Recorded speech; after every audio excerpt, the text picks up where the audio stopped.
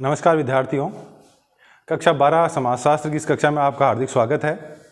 आज को जो हमारा विषय है अध्ययन का वो है शेड्यूल ट्राइब्स, अनुसूचित जनजातियाँ या शेड्यूल ट्राइब्स।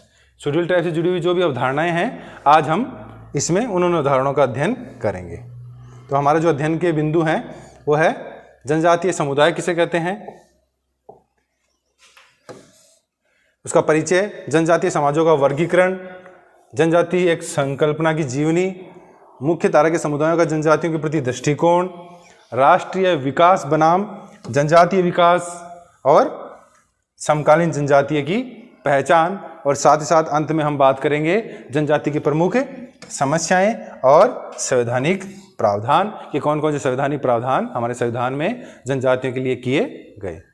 चलिए अध्ययन प्रारंभ करते हैं।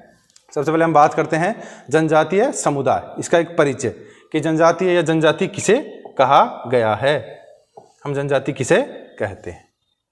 तो देखिए, जनजाति एक आधुनिक शब्द है जो ऐसे समुदायों के लिए प्रयुक्त होता है जो बहुत पुराने और उपमहाद्वीप के सबसे पुराने निवासी हैं, और जनजातियों को आदिवासी समुदाय या धरती पर निवास या विचरण करने वाला सबसे पुराना समुदाय माना गया है।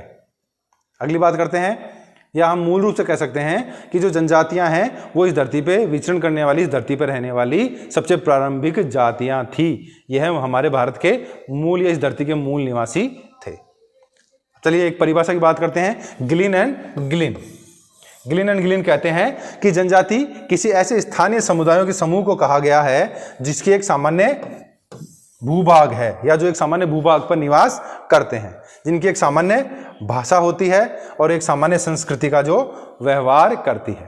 तो गिलिन एंड गिलिन की इस परिभाषा में जो जनजाति की प्रमुख विशेषताएं हैं वो भी शामिल हो गई हैं कि स्थानीय समुदायों का ऐसा समूह जिसका एक सामान्य भूभाग है, जो एक सामान्य भाषा बोलता है, जिसकी एक सामान्य संस्कृति है, उसे हम जनजाति कहते हैं।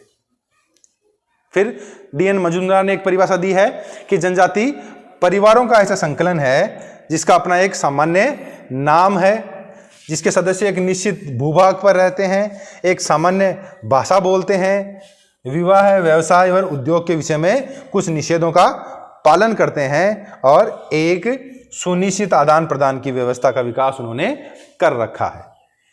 देखिए, जब हम जनजाति की परिभाषा की चर्चा करते हैं तो ये स्वतः ही जनजाति की विशेषताओं को भी व्यक्त कर रहा है।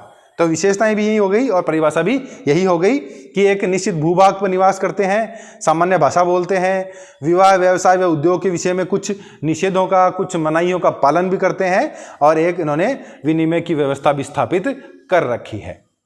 तो यह मूलतः गिलिन एंड गिलिन मजूमदार की परिभाषा है।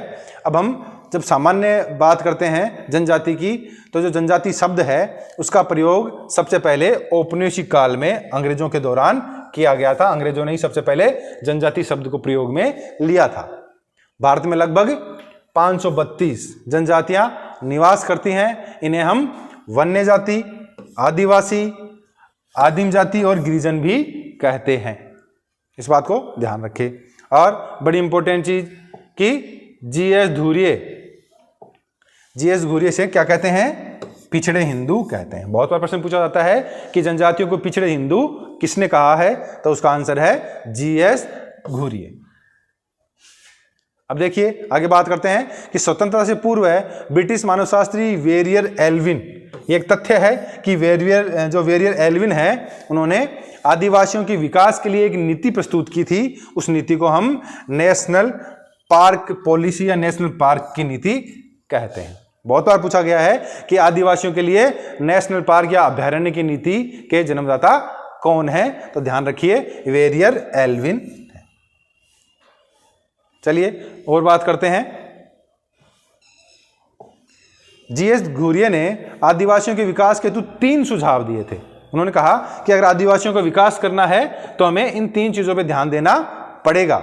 सबसे पहला है उनका पृथक्करण और संरक्षण, कि उनको पृथक रखा जाए, उन्हें हिंदू जातियों के साथ या सामान्य जातियों के साथ नहीं मिलाया जाए, उन्हें उनका संरक्षण किया जाए, उन्हें पूर्ण स्वतंत्रता दी जाए अपने आप को संवर्धित करने की, अपने आप को आगे बढ़ाने की। दूसरी बात, कोई परिवर्तन किए बिना पुनर्जीवन, कि उनके जो जीवन है, उनकी संस्कृति है, उनका रहन सहन है, उनके जो विश्वास है, उनका धर्म है, उसमें कोई भी परिवर्तन नहीं किया जाए, उनको और अधिक विकास या डेवलप करने के कह सकते हैं एक तरीके से मौके दिए जाएं। और तीसरी बात है आत्मसातीकरण। वैसे तो आत्मसातीकरण का तीसरा यह है कि उन्हें हिंदू जातियों के साथ आत्मसात कर लिया जाए, उन्हें हमारे हिंदू अन्य जो हिंदू जातियां हैं उन्हीं में जनजातियों को मिलाया जाए, उसको हम कहते हैं आत्मसात की नीति। कि जो इसीलिए तो जीएस धुरिया ने इनको पिछड़े हिंदू कहा था, कि ये भी जो जनजातियां हैं वो और कोई नहीं है, ये पिछड़े हुए हिंदू हैं, इनको वापस हिंदू जातियों में ही मिला लेना चाहिए। चलिए आगे बात करते हैं। देखिए, आज़ादी से पूर्व ब्रिटिश शासन ने इन्हें criminal tribes act 1871, criminal tribes act 1871 के तहत क्रिमिनल जनजाति का दर्जा दे दिया था। इन जनजातियों को आपराधिक जनजातियां भी कहा जाता था और इनके बच्चों को 6 वर्ष की आयु के बाद में माता पिता से दूर कर दिया जाता था और आज़ादी के पश्चात इस कानून को बदल दिया गया और इसे, इनका नाम है वो अब गैर अधिसूचित जनजातियां कर दिया गया। पहले ऐसा नियम था कि यहां तक भी था कि ऐसी जो जनजातियां हैं उनको क्रिमिनल जनजातियां माना जाता था, तो पास का जो भी थाना है या पास का जो भी पुलिस थाना है वहां जाके इनके बच्चे, इनके जो स्त्रियां और पुरुष हैं वो रोज आके सुबह हाजिरी करके आते थे। ऐसे भी कानून उनके लिए बनाए गए थे, लेकिन आज़ादी के बाद में इन कानूनों को समाप्त कर दिया गया। चलिए आगे बात करते हैं कि जनगणना 2011 के अनुसार भारत में लगभग 10.43 करोड़ लोग हैं, वो जनजातीय जनसंख्या है, और ये कि हमारी जो कुल जनसंख्या है उसका 8.61% है। और जनगणना के अनुसार अनुसूचित जातियों की जो साक्षरता दर है वो 58.95% है। और अगर हम लिंगानुपात की बात करें तो अनुसूचित जनजातियों का लिंगानुपात 990 है, और 0 से 6 वर्ष की आयु की जो जनसंख्या है वो 16.01% है। ये कुछ आंकड़े हैं, आप इनको ध्यान में रखें। सर्वाधिक जनजातियां जो जनसंख्या है या सबसे अधिक जनजातीय जो जनसंख्या है वो कहाँ पाई जाती है? वो मध्य प्रदेश में पाई जाती है, लगभग 1.53 करोड़, जो कि 21.09% है मध्य प्रदेश की कुल जनसंख्या का। चलिए आगे बात करते हैं। जनसंख्या में सर्वाधिक अनुसूचित जनजाति का प्रतिशत कहाँ निवास करता है? तो ये है मिजोरम में। जो मिजोरम की जो कुल जनसंख्या है उस कुल जनसंख्या में से 94.45% जो लोग हैं वो क्या है? अनुसूचित जनजाति के लोग हैं। और केंद्र शासित प्रदेशों की बात करें तो सबसे अधिक लक्षद्वीप में है, 94.86% लोग हैं वो जनजातियों के पाए जाते हैं। देखिए, जब हम हरियाणा के परिप्रेक्ष्य में बात करें तो हरियाणा, पंजाब, चंडीगढ़ और दिल्ली और पांडिचेरी ये ऐसे स्टेट हैं जहां कोई भी जनजाति नहीं पाई जाती है। इन क्षेत्रों में पांडिचेरी में, चंडीगढ़ में, हरियाणा में, पंजाब में और दिल्ली में, इन 5 राज्यों में कोई भी जनजाति नहीं पाई जाती। ठीक है, अब देखिए हम मूलतः समझ चुके हैं कि जनजाति किसे कहते हैं। ऐसे लोग जो पहाड़ों में, जो जंगलों में, जो घाटियों में निवास करते हैं, जिनकी एक अलग संस्कृति है, जिनका एक अलग रहन सहन है, जिनकी एक निश्चित भौगोलिक क्षेत्र में वो निवास कर रहे हैं, एक अलग भाषा है और वो विनिमय के सिद्धांतों को अपना के रखते हैं, उन्हें हम जनजाति कहते हैं। चलिए आगे बात करते हैं जनजातीय समुदाय का वर्गीकरण। मुख्यतः 2 प्रकार से इसका वर्गीकरण किया गया है। एक तो है स्थायी विशेषताएं, उसके आधार पे, दूसरा उसकी अर्जित विशेषताएं। जनजातियों की जो स्थायी विशेषताएं हैं जिसमें उनका क्षेत्र हो गया, उनकी भाषा हो गई, उनकी शारीरिक विशेषताएं हो गई और उनका पर्यावरण का परिवेश, कहाँ वो निवास कर रहे हैं, उसके आधार पे जनजातियों को बांटा गया है। दूसरा है आजीविका कमाने का साधन, कि कौन सा व्यक्ति कौन सा काम कर रहा है, पशुपालन कर रहा है, मत्स्य पालन कर रहा है, या कुछ और काम करता है, या जंगल में कटाई का काम करता है, वो आजीविका कैसे चला रहा है। फिर हिंदू समाज में समावेश की सीमा, कि किस सीमा तक वो हिंदू जातियों में समावेशित हो चुके हैं, इस आधार पे 2 तरीके की जो समुदायों का वर्गीकरण किया गया है, अर्जित विशेषताएं और स्थायी विशेषताएं। देखिए स्थायी विशेषताओं की बात करें तो यहाँ ये बड़ा इंपॉर्टेंट है, बच्चे ध्यान भी रखें कि जो जनजातीय आबादी का जो 85% भाग है, 85% भाग है वो कहाँ निवास कर रहा है? 85% भाग मध्य भारत में। इस बात को ध्यान रखें कि भारत की जो कुल जनजातियां हैं या कुल जो जनसंख्या है जनजातियों का, उसका 85% भाग मध्य भारत के गुजरात, राजस्थान, पश्चिम बंगाल, उड़ीसा, मध्य प्रदेश, झारखंड, छत्तीसगढ़ और महाराष्ट्र, आंध्र प्रदेश जैसे राज्यों में निवास कर रहा है, जो मध्य भारत हम जिसको कहते हैं। और हमने ऊपर चर्चा भी की थी कि सबसे अधिक जो जनसंख्या है वो 1.53 करोड़ कहाँ है? मध्य प्रदेश में निवास करती है। फिर जनजातीय जनसंख्या का जो 11% भाग है वो पूर्वोत्तर राज्यों में। पूर्वोत्तर राज्य हमारे भारत के ये पूर्वोत्तर राज्य, 7 सिस्टर लैंड जिसको बोलते हैं, नागालैंड, मिजोरम, त्रिपुरा, आसाम, ये वाले इलाके, सिक्किम, मणिपुर, इन क्षेत्रों में 11% जनजातीय जनसंख्या निवास करती है। और अन्य जो बच गए, तो जो 4% बच गए हैं वो अन्य भारत में निवास करते हैं। चलिए आगे बात, अब इस हम मैप के द्वारा देखेंगे कि कौन से राज्य में कितनी प्रतिशत जनसंख्या है। यहाँ इसको दर्शाया गया है, जैसे जम्मू कश्मीर है वहाँ 11.9% जो लोग हैं वो जनजातीय लोग रहते हैं। सबसे अधिक की जब हम बात करें तो मध्य प्रदेश में 21.1% लोग हैं, राजस्थान में 13.5% लोग हैं वो जनजातीय लोग हैं, गुजरात में 14.8% है। और जब हम अधिक की बात करते हैं तो देखिए केंद्र शासित प्रदेश में लक्षद्वीप है, 94.8%, 94.8% लोग हैं वो जनजातीय लोग हैं। कहाँ? लक्षद्वीप में, केंद्र शासित प्रदेशों में। चलिए जब हम आगे बात करते हैं तो हमने पूर्वोत्तर भारत की बात की, अधिकांश जनसंख्या है वो जनजातीय जनसंख्या यहाँ मध्य भारत में निवास कर रही है। लेकिन जब हम 11% की बात करते हैं तो वो इस क्षेत्र में, अरुणाचल प्रदेश में 68.8 है, नागालैंड में 86.5 है, मणिपुर में 35.1 है, मिजोरम में 94.4 है और मेघालय में 86.1% लोग हैं वो अनुसूचित जनजाति के निवास कर रहे हैं। तो ये भारत का राज्यवारी आंकड़ा हम देख सकते हैं। चलिए आगे चर्चा करते हैं। देखिए जनजातीय भाषाई समूह, जो डीएम मजुमदार थे उन्होंने भाषा की दृष्टि से जनजातियों को 4 श्रेणियों में बांटा है। भाषा के आधार पर जनजातियों को 4 भागों में बांटा है, जिसमें द्रविड़ भाषाई परिवार हैं, इंडो आर्यन भाषाई परिवार हैं, ऑस्ट्रो एशियाई भाषाई परिवार हैं और तिब्बत चीनी बर्मा भाषाई परिवार है। देखिए द्रविड़ भाषा में मध्य व दक्षिण भारत में जो गोंड है, कंध है, उराव है, माल्टो है, टोडा है, वो जनजातियां निवास कर रही हैं। और इंडो आर्यन है तो उसमें हजोंग, झेलो जनजातियों के जो लोग हैं, और ऑस्ट्रो एशियाई परिवार है उनमें मध्य व पूर्वी भारत की जो कोल, मुंडा, असम की खासी और निकोबारी जनजातियां हैं। और तिब्बत व चीनी बर्मा भाषा की बात करें तो हिमालय की तलहटी और असम की अधिकांश जो जनजातियां हैं वो तिब्बत चीनी बर्मा भाषाई परिवार हैं, जो कि जनजातियों के 80% लोग बोलते हैं। चलिए जब हम जनजातियों को और किसी तरीके से बांटते हैं तो वह है प्रजाति व शारीरिक दृष्टि से। प्रजातीय दृष्टि से निग्रेटो, ऑस्ट्रेलाइड, मंगोलाइड, द्रविडियन और आर्य श्रेणियां में इसको विभाजित किया गया है। और जब जनसंख्या की दृष्टि से बांटते हैं हम तो वो है संथाल, गोड, भील, मीणा, ओराव, मुंडा, बोडो। ये आबादी का 70 लाख के लगभग इनकी आबादी है। अधिकांश जो लोग हैं वो संथाल, गोंड, भील, मीणा, ओराव और मुंडा जनजाति के भारत में निवास करते हैं। चलिए आगे बात करते हैं।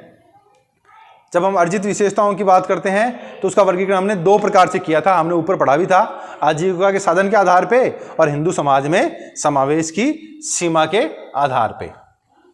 आजीविका के साधन है शिकार, मछली पालन, शिल्पकला, घरेलू उद्योग, झूम कृषि, बागवानी, औद्योगिक कामगार, ये सब हैं वो आजीविका के साधन पे जनजातियों को हम बांटते हैं। दूसरा तरीका है हिंदू समाज में समावेश। कुछ जनजातियों का हिंदुत्व की ओर सकारात्मक झुकाव होता है तथा वे हिंदू समाज से सात्मीकरण करके उसमें अपनी नई पहचान बना लेती हैं, तो इसे हम, और कुछ इसका विरोध भी करती हैं। तो इस आधार पे भी हम बांटते हैं कितनी कौन कौन सी जनजातियां वो हिंदू समाज के साथ समावेशित हो गई हैं और कौन उसका विरोध कर रही हैं, इसके आधार पे भी बांटा जाता है। चलिए आगे बात करते हैं जनजाति एक संकल्पना की जीवनी। देखिए 1960 के जो दशक है उस दशक में जनजातियों को जाति आधारित हिंदू कृषक समाज का विस्तार माना जाए या पूर्ण रूप से भिन्न माना जाए, ये विवाद रहता था 1960 में कि भाई जनजातियों को है वो अलग माना जाए या हिंदू कृषक जातियों का ही एक भाग माना जाए, हमेशा से ये विवाद रहता था। हिंदू जातियां व जनजातियों में प्रमुख अंतर यह था कि जनजातियों में जाति की अधिक्रमिक व्यवस्था व पवित्रता व अपवित्रता पाई जाती है, जबकि जनजातियों में समतावादी नातेदारी व्यवस्था और जीववादी व्यवस्था पाई जाती है। जनजातियों में पवित्र और अपवित्र की धारणा नहीं पाई जाती और जाति का अधिक्रम नहीं पाया जाता। जिस जाति में ब्राह्मण, क्षत्रिय, वैश्य और शूद्र होते हैं, जनजातियों में ऐसा नहीं पाया जाता। जनजातियों में नातेदारी आधारित या समतावादी आधारित या जीववादी व्यवस्था पाई जाती है। 1970 के दशक की बात करें तो जो कृषक समुदाय व जनजातियों के मध्य जो किया गया जो अंतर था वो सही नहीं था, क्योंकि ये आकार, पृथक्करण, धर्म, आजीविका के साधनों में किसी भी कसौटी पर खरे नहीं उतरते थे। तो हम इस बात को समझ गए कि जो 1960 में हमने आजीविका के आधार पर इसका वर्गीकरण किया था या वो 1970 के दशक में सही नहीं पाया गया। चलिए आगे बात करते हैं। देखिए एक टर्म है संस्कृतिकरण और एक है परसंस्कृतिकरण। संस्कृतिकरण की प्रक्रिया जाति के साथ जुड़ी हुई है कि निम्न जातियां हैं वो उच्च जातियों का अनुसरण करती हैं, 2-3 पीढ़ी तक वो उन्हीं के रीति रिवाजों को, उनके धार्मिक कर्मकांडों को अपना लेती हैं। और दूसरा परसंस्कृतिकरण, एक संस्कृति के द्वारा दूसरी संस्कृति के गुणों को अपनाना, वो परसंस्कृतिकरण कहा जाता है। इन दोनों प्रक्रियाओं में पाया गया कि भिन्न भिन्न युगों में जनजातियों को हिंदू समाज में आत्मसात किया गया है। जंगलों को साफ करके बस्तियां बसाकर जनजातियों को हिंदुओं में आत्मसात कर लिया गया है। मतलब मूलतः समझने वाली बात यही है कि जनजातियों को सदैव से ही हिंदू जातियों के साथ आत्मसात किया गया है, चाहे वो संस्कृतिकरण की प्रक्रिया हो चाहे वो परसंस्कृतिकरण की प्रक्रिया हो। फिर बात करते हैं। देखिए आदिवासी सदैव ही उपेक्षित व उत्पीड़ित समूह नहीं रहे हैं। मध्य भारत में अनेक गोंड राज्यों के राजा स्थापित है। ऐसा हमेशा से नहीं है कि अनुसूचित जनजातियां समाज की पिछड़े पायदान पे थी या एकदम पिछड़ी हुई थी। इनके भी अनेक राजा रहे हैं, इनका भी मैदानी भागों में, वनों में हाथियों पर अधिकार रहा है और इनका खनिजों के अंदर अधिकार रहा है। लेकिन जैसे ही पूंजीवादी अर्थव्यवस्था आई, वनों के संसाधनों और खनिजों का दोहन शुरू हुआ, इन्हें पिछड़ा मान लिया गया। इनके जो अधिकार थे वो वनों से हटा दिए गए, खनिज संसाधनों से इनके अधिकार हटा दिए गए और इनका एक केवल श्रम के विकल्प के रूप में प्रयोग होने लग गया। केवल इनको एक मजदूर के रूप में प्रयोग में लिया जाने लग गया। चलिए आगे चर्चा करते हैं। 2 प्रक्रियाएं हैं सातवीकरण। चलिए विद्यार्थियों अब बात करते हैं। 2 प्रक्रियाएं हैं सातवीकरण और परसंस्कृतिकरण। तो पहले हम बात करते हैं सातवीकरण की। आत्मसात करना, सातवीकरण मतलब आत्मसात करना, वह प्रक्रिया जिसमें 2 व्यक्ति या समूह या समुदायों की संस्कृति, उनके आचार विचार, उनका रहन सहन एक दूसरे के साथ घुल मिल जाते हैं, एक दूसरे के अंदर मिल जाते हैं। इसमें एक समूह दूसरे समूह की भावनाओं विचारों को अर्जित करता है व सांस्कृतिक जीवन का भी आदान प्रदान करता है। जैसे जनजातियां हैं वो हिंदू जातियों के साथ आत्मसात हो गई हैं, वो हिंदू जातियों में ही मिल गई हैं, उन्होंने उन्हीं की विशेषताओं को अपना लिया है, उन्हीं की विशेषताओं को आत्मसात कर लिया है।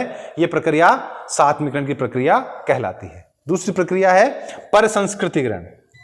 एक संस्कृति के द्वारा दूसरी संस्कृति के गुणों को धारण करना परसंस्कृतिकरण कहलाता है। वह प्रक्रिया जिसमें 2 संस्कृतियां या सभ्यताएं एक दूसरे के संपर्क में आती हैं, तो वह अपनी संस्कृति के मूल आदर्शों व्यवहारों के स्थान पर उस समाज या संस्कृति जिसके संपर्क में वह आई है, उनकी आदतों को, उसके व्यवहारों को, उनकी विशेषताओं को अपना लेती हैं। इसे हम संस्कृति ग्रहण या परसंस्कृति ग्रहण कहा जाता है। एक जनजाति जब दूसरी जनजाति के या एक जातीय समूह दूसरी जातीय समूह के संपर्क में आया तो एक ने दूसरे की विशेषताओं को, उसकी जीवन शैली को, उसके सामाजिक मूल्यों को, उसकी आदतों को अपना लिया। तो यह प्रक्रिया क्या कहलाएगी? संस्कृति ग्रहण या परसंस्कृति ग्रहण की प्रक्रिया कहलाएगी। बात करते हैं मुख्य धारा के समुदायों का जनजातियों के प्रति दृष्टिकोण कि क्या दृष्टिकोण है। देखिए, उपनिवेश काल में जनजातीय परिवर्तन हुआ। इन्हें राजनीतिक व आर्थिक मोर्चे पर साहूकारों और महाजनों के शोषण का शिकार होना पड़ा। देखिए, पहले क्या था? पहले जनजातियों का वनों के ऊपर, अपने क्षेत्रों पे अधिकार था, खनिजों के ऊपर अधिकार था। लेकिन औपनिवेशिक काल में अंग्रेजों ने धीरे धीरे क्या किया? जनजातियों को पिछड़ा घोषित कर दिया और इनके जंगलों पे और इनके क्षेत्रों के ऊपर अधिकार कर लिया, जिसकी वजह से ये राजनीतिक रूप से और आर्थिक रूप से कमजोर हो गए। और फिर इसके बाद में साहूकारों और महाजनों ने भी क्या किया? इनका शोषण किया। फिर वनों के कटाव के कारण इन्हें भूमि व वनों से बेदखल कर दिया गया। औपनिवेशिक काल में वनों का जो अधिकार था वो अंग्रेजी शासन ने रख लिया। वनों का वो कटाव करने लग गए और उसकी वजह से ही क्या हुआ? भूमि से इनको बेदखल कर दिया गया। 18वीं 19वीं शताब्दी में जनजातियों के द्वारा विद्रोह करने पर उनके क्षेत्रों को वर्जित व आंशिक वर्जित क्षेत्र घोषित कर दिया जाता था। स्थानीय सरदारों व राजाओं को सत्ता सौंपकर अंग्रेजों ने उन पर अप्रत्यक्ष रूप से शासन किया। पहले अंग्रेज आए, फिर अंग्रेजों ने वहाँ के जो स्थानीय राजा थे और वहाँ के जो सामंत थे उनको जंगल सौंप दिए। और फिर लेकिन मूलतः जो वहाँ की जो जनजातियाँ थी उनको तो नुकसान ही उठाना पड़ा। पहले अंग्रेज उन पर शासन कर रहे थे, फिर वहाँ के जो लोकल राजा हैं या जो सामंत हैं या साहूकार हैं वो उनके ऊपर शासन कर रहे थे। चलिए आगे बात करते हैं पृथक्करण बनाम एकीकरण। दो तरीके की चीजें हैं। 1940 के दशक में यह बहस हुई कि जो जनजातीय समाज है वो एक पृथक समाज है। इन्हें व्यापारियों, पृथकतावादी साहूकारों, हिंदू, ईसाइयों व मिशनरियों से बचाना चाहिए। मतलब ये पृथक्करण की प्रक्रिया थी कि जनजातियों को अलग ही माना जाए, इनको हिंदू जातियों में नहीं मिलाया जाए, इनको व्यापारियों, साहूकारों और जो मिशनरी हैं या हिंदू जो लोग जनजातियां हैं उनसे अलग ही रखा जाए। इनको इनकी पृथक सांस्कृतिक विरासत दी जाए, इनको पृथक स्वतंत्रता दी जाए, इनकी संस्कृति के विकास की इनको स्वतंत्रता दी जाए, इनके क्षेत्रों पर कोई अतिक्रमण नहीं किया जाए, इनके जो वनों के जो क्षेत्र हैं उनमें इनको स्वतंत्रता दी जाए। ऐसा एक पृथक्करण की अवधारणा को अपनाया गया। जबकि दूसरा था एकीकरण। ये विचारधारा कहती थी कि जो जनजातियां हैं वो हिंदू जनजातियां ही हैं, ये हिंदुओं के ही जो पिछड़े हुए लोग हैं वही हैं। मतलब हिंदू जो जनजातियां हैं वो पिछड़ी हुई हिंदू जातियां हैं। इनका जो एकीकरण है वो हिंदू समाज में किया जाना चाहिए। इस हेतु कल्याणकारी योजनाएं भी चलाई जानी चाहिए। परंतु देखने में हमें यह आया कि मूलतः जब भी जनजातियों को हिंदू जातियों में शामिल किया गया है तब इनका अधिक शोषण हुआ है। तो यह पृथक्करण बनाम एकीकरण की प्रक्रिया है कि कुछ लोग कहते थे कि इनको पृथक रखा जाए, जनजातियों को जातियों में शामिल नहीं किया जाए, इनको स्वतंत्रता दी जाए, इनको इनके क्षेत्र हैं वो अलग से संरक्षित रखे जाए। जबकि कुछ जो लोग थे वो कहते थे कि इनको हिंदू जातियों में ही एकीकरण किया जाए। चलिए आगे बात करते हैं राष्ट्र विकास बनाम जनजातीय विकास। देखिए इसमें जो राष्ट्र व जनजातियों की विकास हेतु जनजातियों के क्षेत्रों में बांधों, कारखानों, फैक्ट्रियों, खनिजों के कार्य को प्रारंभ किए गए, परंतु इससे जनजातियों का विकास नहीं हुआ।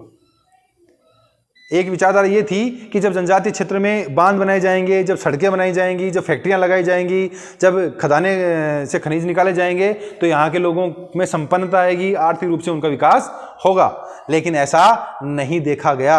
बजाय इसके यह हुआ कि बड़े बड़े बांध बनाने की वजह से या फिर वहाँ फैक्ट्रियाँ स्थापित करने की वजह से ये लोग वहाँ केवल मजदूर बन के रह गए या फिर उनको अपने इन क्षेत्रों से विस्थापित होना पड़ा। केवल इन योजनाओं का अधिकांश लाभ मुख्य समाज को ही प्राप्त हुआ, जनजातियों को इसका कोई लाभ प्राप्त नहीं हुआ। फिर जनजातियों में बेरोजगारी हुआ, निर्धनता को बढ़ावा मिला, इसमें निर्धनता बढ़ी, बेरोजगारी बढ़ी। साथ ही साथ एक सबसे बड़ी बात कि इनकी संस्कृति भी नष्ट होती चली गई, इनकी संस्कृति को बड़ा नुकसान हुआ। चलिए आगे बात करते हैं समकालीन जनजातीय पहचान। देखिए, जनजातीय समुदायों में समाज की जो मुख्य धारा है उससे जुड़ने की प्रक्रिया को बलात् अतिक्रमण माना जाता है, कि जबरदस्ती उनको समाज की मुख्य धारा में जोड़ा जा रहा है। अब जनजातियां अपनी स्वतंत्रता हेतु गैर जनजातीय समाजों व सरकारों के प्रति प्रतिरोध कर रही हैं, उनके प्रति आंदोलन कर रही हैं। अब जनजातियां सरकारों के साथ भी और जो कह सकते हैं कि जो गैर जनजातीय समुदाय के लोग हैं उनका भी वो अभी विरोध करने लग गई हैं। अपने क्षेत्र में उनका प्रवेश वो वर्जित कर देती हैं। झारखंड है, छत्तीसगढ़ है, उन क्षेत्रों में हम जो वहाँ नक्सलवाद देखते हैं वो इसी का एक रूप है कि वो लोग नहीं चाहते हैं कि हमारे क्षेत्रों में विकास के काम हो या जो गैर जनजातीय लोग हो वो प्रवेश करें। जनजातीय विरोधों के फलस्वरूप ही छत्तीसगढ़ व झारखंड राज्य का निर्माण हुआ और जिससे जनजातियों की राजनीतिक पृष्ठभूमि भी मजबूत हुई। और साथ ही साथ आपको भी पता है कि जनजातियां वर्तमान में आरक्षण का लाभ भी ले रही हैं। उनको राज्यसभा में भी, इनको लोकसभा में भी, राज्य की विधानसभाओं में भी, सरकारी नौकरियों में भी, शिक्षण संस्थाओं में भी आरक्षण दिया जाता है। चलिए आगे बात करते हैं। इनमें शिक्षा का प्रचार प्रसार हो रहा है और तकनीकी प्रशिक्षण से ये लाभान्वित भी हो रहे हैं। पूर्वोत्तर राज्यों में बात करें तो शिक्षित मध्यम वर्ग का उदय हो रहा है। पूर्वोत्तर राज्यों में अभी वर्तमान में शिक्षित मध्यम वर्ग का उदय हो रहा है और ये जो मध्यम वर्ग है वो अपनी जनजातीय पहचान को सुरक्षित रखने के लिए क्या कर रहा है, जनजातीय भावना का विस्तार भी कर रहा है। परंतु ऐसे जनजातीय वर्ग भी मौजूद हैं जो आर्थिक व सामाजिक आधार पर अभी भी अत्यंत पिछड़े हुए हैं, जिनमें शिक्षा का अभाव है, जिन्हें आरक्षण का लाभ नहीं मिल पा रहा है, जिनमें बेरोजगारी और निर्धनता जैसी चीजें आज भी समाहित है। मतलब सरकार ने खूब योजना चला दी, सरकार ने खूब प्रयास भी किए हैं, लेकिन फिर भी अभी बेरोजगारी और निर्धनता जैसी चीजें जनजातियों के साथ बनी हुई हैं। आगे बात करें प्रमुख जनजातियों की, तो देखिए जो भारत की प्रमुख जनजातियां हैं उनकी हम बात करते हैं कि कौन सी जनजाति कहाँ पाई जाती है। तो देखिए कश्मीर, हिमाचल प्रदेश, दक्षिण उत्तर प्रदेश, बिहार, उत्तराखंड और पूर्वोत्तर के जो राज्य हैं उनमें बकरवाल, गुज्जर, थारू, बक्सा, राजी, जौनसारी, सोका, भाटिया, गद्दी, किन्नौर, गारो, खस, जैंतिया, ये जनजातियां हैं वो अधिकांशतः हिमाचल प्रदेश, दक्षिण उत्तर प्रदेश, बिहार, उत्तराखंड और कश्मीर और पूर्वोत्तर भारत में निवास करती है। दूसरे की बात करें तो मध्य प्रदेश, दक्षिण राजस्थान, आंध्र प्रदेश, दक्षिणी उत्तर प्रदेश, गुजरात, बिहार, झारखंड, छत्तीसगढ़, उड़ीसा जो राज्य हैं इनमें भील, गोंड, रेड्डी, संथाल, हो, मुंडा, कोरवा, उराव, कोल, बंजारा, मीणा और कोली।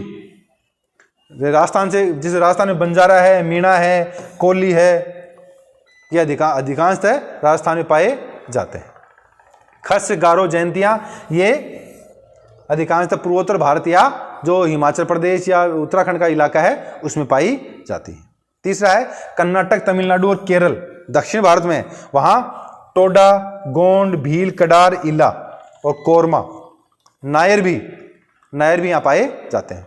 और अंडमान और निकोबार की बात करें तो अंडमान और निकोबार में सेंटलीज, ओग, जोराव, जाराव, सोमपेन और इत्यादि। देखिए सेंटलीज जो है इसमें तो ये तो कहते हैं कि जनजाति अभी तक इतनी पिछड़ी हुई है कि ये अपने इलाकों में दूसरे लोगों को बर्दाश्त ही नहीं करती। इसके पीछे थोड़े दिन पहले कांड भी हुआ था कि इन्होंने एक पत्रकार की हत्या कर दी थी, जो विदेशी पत्रकार था जो इनके इलाकों में जाना चाह रहा था। तो ये जो सेंटलीज है वो लोग अपने इलाके में किसी दूसरे का प्रवेश नहीं मानते हैं, उसको वो बर्दाश्त नहीं करते। चलिए आगे बात करते हैं।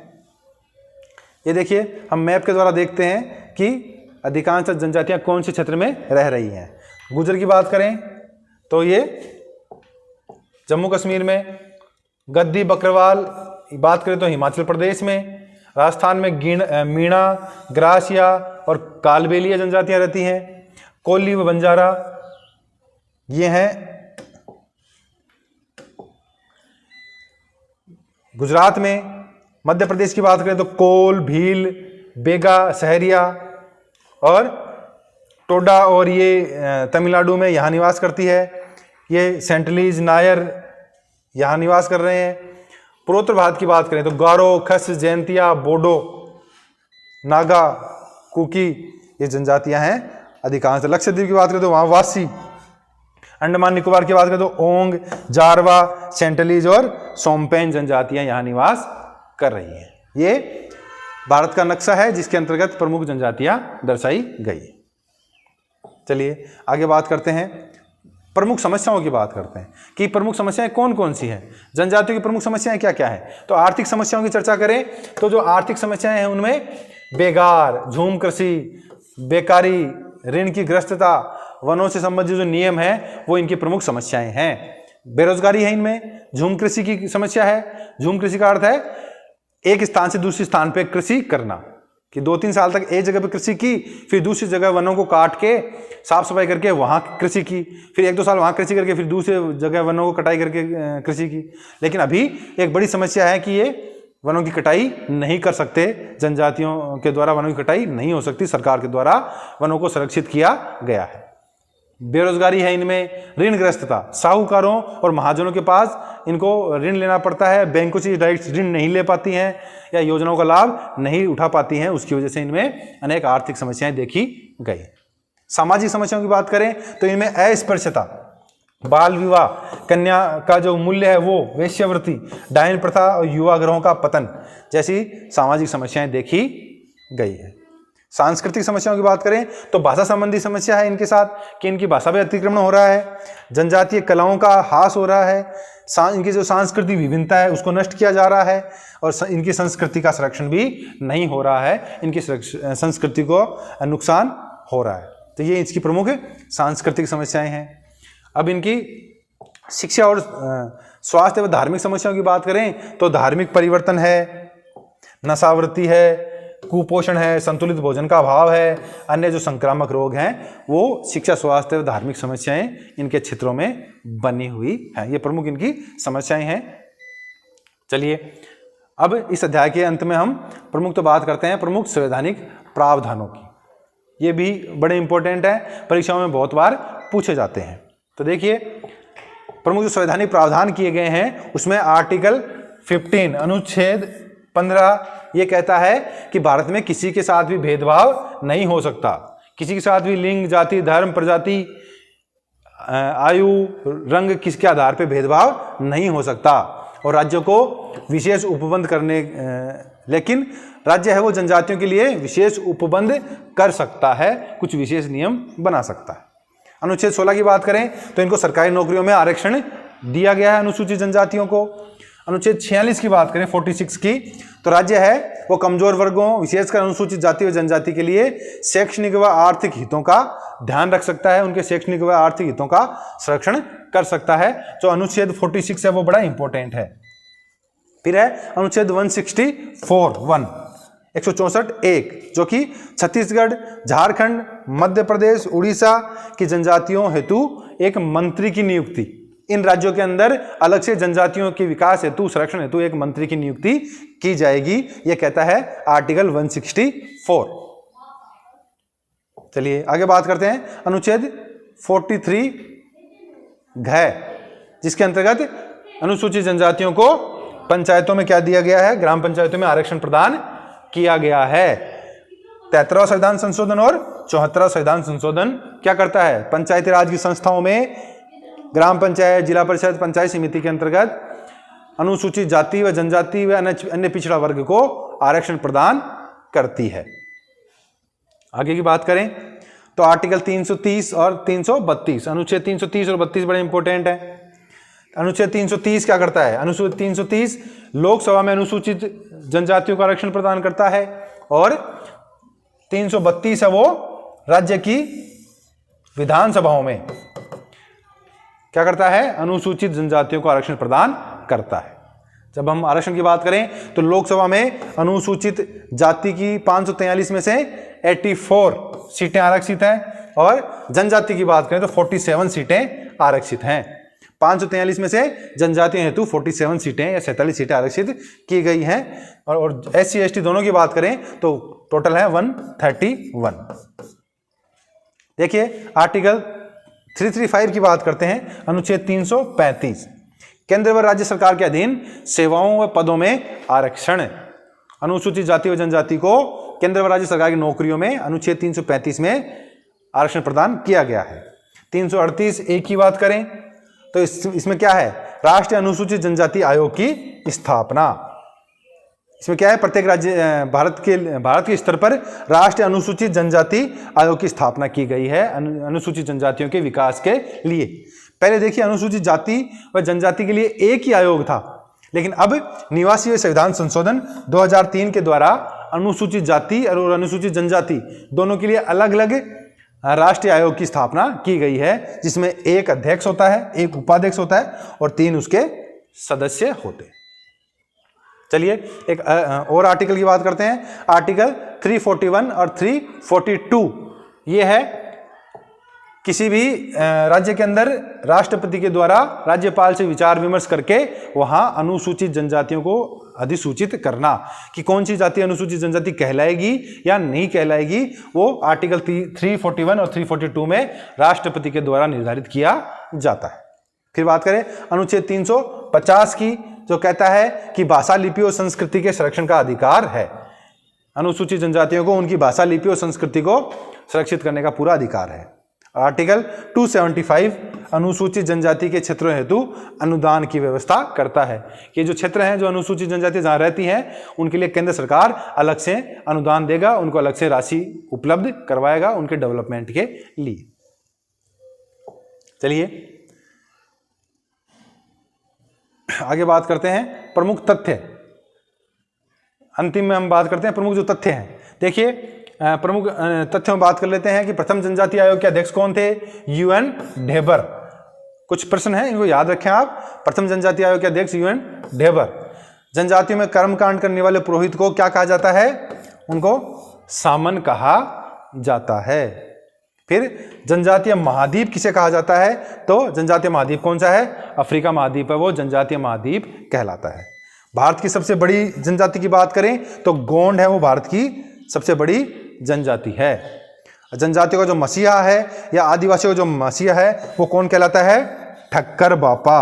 ध्यान रखें कि ठक्कर बापा है वो आदिवासियों के मसीहा कहलाते हैं। आगे बात करते हैं कि किस अनुच्छेद में जनजातियों को सरकारी शिक्षण संस्थाओं में आरक्षण प्राप्त है। तो हमें पहले बात कर ली थी कि आर्टिकल 240 या आर्टिकल 240 है, वो सरकारी शिक्षण संस्थाओं में आरक्षण प्रदान करता है किसको, अनुसूचित जनजातियों को। और यह भी हमने बात कर ली कि अनुसूचित जनजाति को अधिसूचित करने का काम कौन करता है, तो ये काम कौन करता है, राष्ट्रपति करता है कि कौन सी जाति अनुसूचित जनजाति होगी या नहीं होगी। फिर सोमपेन जनजाति कहाँ पाई जाती है, तो ये निकोबार द्वीप समूह में पाई जाती है। अगला तथ्य है दीपावली को शोक के रूप में कौन मनाता है, तो जो थारू जनजाति है वो दीपावली को शोक के रूप में मनाती है। फिर बात करते हैं कि नीलगिरी की पहाड़ियों पे कौन सी जनजाति पाई जाती है, तो वो टोडा जनजाति है जो नीलगिरी की पहाड़ियों पर पाई जाती है। फिर है मेघालय में कौन सी जनजाति पाई जाती है, तो मेघालय में गारो जनजाति पाई जाती है। अगला तथ्य है प्रोटो ऑस्ट्रेलाइड प्रजाति में कौन सी जनजाति संबंधित है, प्रोटे ऑस्ट्रेलाइड प्रजाति से संथाल जनजाति क्या है, वो संबंधित है। कुछ और तथ्य देखते हैं अंत में। भारत की प्रथम आदिवासी किस प्रजाति से संबंधित है, तो भारत की प्रथम जनजाति है जो प्रजाति है वो निग्रेटो प्रजाति है। भारत की प्रथम आदिवासी प्रजाति है वो निग्रेटो प्रजाति है। भैंस पालन कौन करता है, तो टोडा जनजाति है वो भैंस पालन करती है। भेड़ बकरी पालन कौन सी जनजाति करती है, तो बकरवाल व गद्दी जम्मू कश्मीर, उत्तराखंड, हिमाचल प्रदेश वाले इलाकों में जो रहते हैं। पहाड़ी खेती कौन सी जनजाति करती है, जो पूर्वोत्तर भारत है उसमें जो पहाड़ी खेती करती है वो गोऊ, बेगा, गारो और आपातानी जो जनजातियां हैं वो पहाड़ी खेती या ढलान नुमा खेतियां करती हैं। छठी अनुसूची में कौन कौन से राज्य संबंधित हैं, तो देखिए असम, मेघालय, त्रिपुरा, मिजोरम वो क्या है, छठी अनुसूची से संबंधित है। यहाँ एक विशेष परिषद की स्थापना की जाती है, इनको कुछ विशेष अधिकार प्रदान किए जाते हैं। फिर बात करें अनुसूचित क्षेत्रों व जनजातीय क्षेत्रों के प्रशासन का उल्लेख किस अनुच्छेद में है, तो वह है अनुच्छेद 244 में इसका उल्लेख किया गया है। ये हमने बात कर ली। अंत में राज्य विधानसभाओं में कुल 4120 जो सीटें हैं उसमें से अनुसूचित जाति व जनजाति हेतु 1109 सीटें। पूरे भारत की जो जनजाति जो विधानसभाएं हैं उनमें टोटल सीटें हैं 4120, उसमें से SC और ST के लिए सीटें हैं 1109, वो आरक्षित रखी गई हैं। चलिए विद्यार्थियों, आज का अध्ययन हम यहीं समाप्त करते हैं। आशा करता हूं आप लाभान्वित होंगे। आज हमने इस पूरी बात की है अनुसूचित जाति के बारे में, जो भी तथ्य हो सकते थे वो हमने आपके साथ साझा किए। बहुत बहुत धन्यवाद।